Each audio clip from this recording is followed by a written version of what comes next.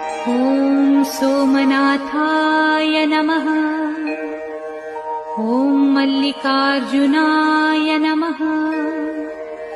ॐ महाकालेश्वराय नमः। ॐ ओंकारेश्वराय नमः।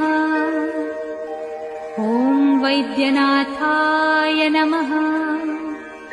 ॐ भीमशंकराय नमः।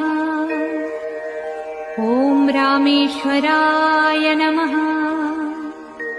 ॐ नागेश्वराय नमः।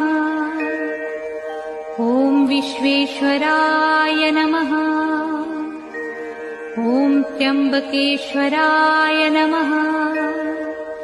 ॐ केदारेश्वराय नमः। ॐ भुस्मेश्वराय नमः।